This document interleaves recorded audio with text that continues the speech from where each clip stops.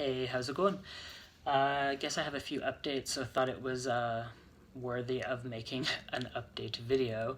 Um, so I had my stricture unfortunately returned. I think it was, I don't know, everything is such a blur time-wise. A few days ago, I noticed that, okay, this isn't working well, there's a problem here. So I set up an appointment with my local urologist, who's also my local surgeon.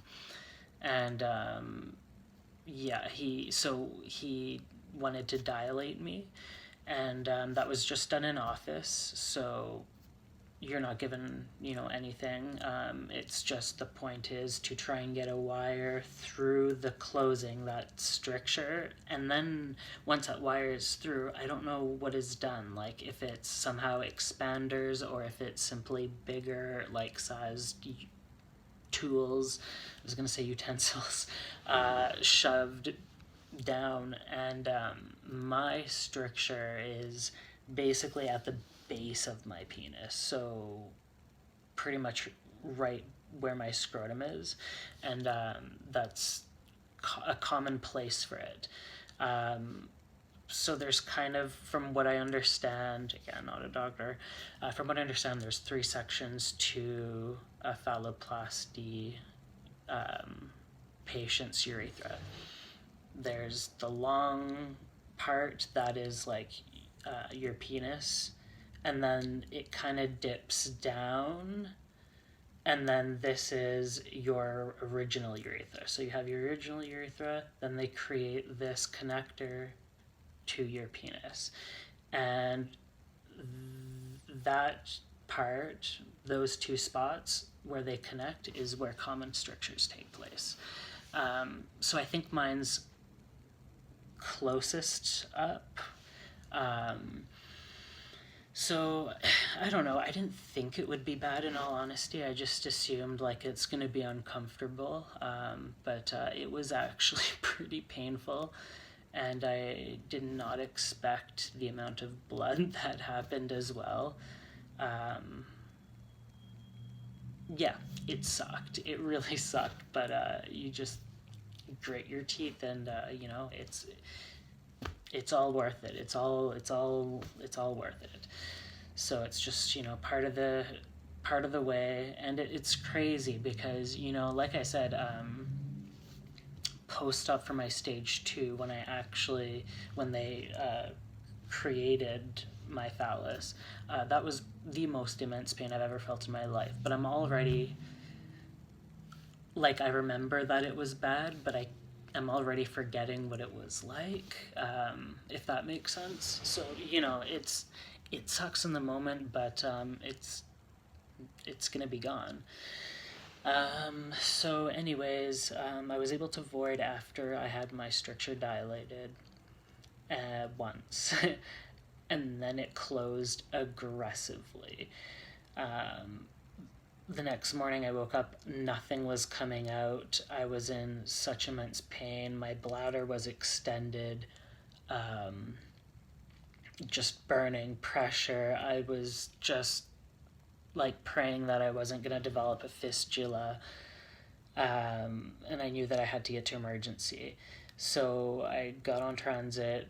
It's about an hour and a half commute to get to VGH, and I couldn't even get, because the bus stop is right by the hospital, but it goes up a big hill, and I was so weak, and I couldn't my stomach or whatever, just like straining that at all. I just could. I commute in a wheelchair for long distances, so wheelchair, long, big hill. Like I could only get quarter way up, slammed my brakes on, and just kind of collapsed, and just like I just felt so defeated because it's so close and I couldn't get there. And luckily, someone walking behind me going up the same direction asked if they could help me out, and I just said please. And they gave me a push-up, so that was really nice, because I was just like, oh, yeah. Anyway, went through admitting. They knew that it was emergency, that I needed to be admitted right away, which was great, and I was. Got a bed. They got an IV in me. I did have to wait about 4 hours for urology to come, so in the meantime, they were just pumping me up with pain meds, making me comfortable, which was nice. Urology came, and they wanted to do a bedside suprapubic catheter, which I was assuming would happen. But my body was physically responding to the stress and anxiety that I was building up about doing this, because I had a really bad experience once with a suprapubic catheter insertion, and it was done at another hospital. I was just given local freezing, so it's just, the top layer of your skin that's frozen, and you're just like stabbed through the bladder essentially. And they tried 3 times and it wasn't working, and they finally had to put me out, and that was such immense pain. And I just didn't want to feel it again, and I just thought, just I don't need to be put out, but I've already got an IV in, just give me something to just put me somewhere else while you do this, please. And they agreed that that was probably a good thing to do. So I think it was just I believe I was given, 2 doses of fentanyl and something that makes you forget, and I was fine. It was fantastic. My wife just happened to get in right before they were doing this, and they're like, "Oh, good, your wife's here. Where's your happy place? Tell me where that is." And unfortunately, I had become the douchiest patient of the night. And keep in mind that last week was my first week in months where I was catheter free and no open wounds, and physically cleared to go to the gym and swim. I went every day. I felt so good to just get back and moving. So, go to your happy place. Where is it?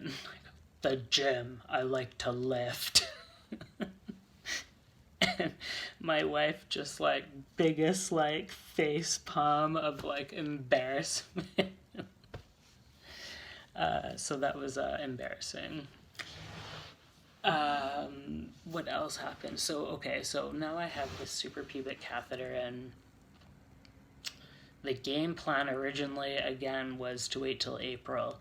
And apparently my surgeon wanted to make it a 1-staged urethroplasty repair.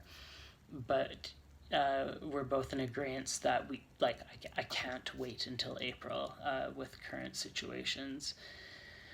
So he's going to try and get me in maybe next week or the following week, sometime within this month, to start a urethroplasty repair, but it'll be done in 2 stages. It'll give a higher probability of success rate. The only unfortunate thing is you have your 1 surgery, stage 1 repair. Stage 2 repair is done 6 months post your first surgery. So that puts a huge chunk in your timeline of healing, because I still need my other surgeries. This is just an additional complication repair.